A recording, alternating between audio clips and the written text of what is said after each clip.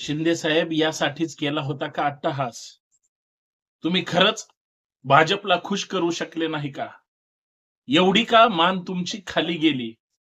खरंच भाजप त्यांच्या पक्षासोबत आलेल्या लोकांना एवढं त्या ठिकाणी छळतंय का? काय चुकलं शिंदे साहेबांचं? शिवसेना फोडली त्याचा आज पश्चाताप होतोय का? इथं मान झुकवावी लागती म्हणजे झुकल्या वाकल्या गर्विष्ठ माना आज महाराष्ट्राच्या त्या दिल्ली दरबारी?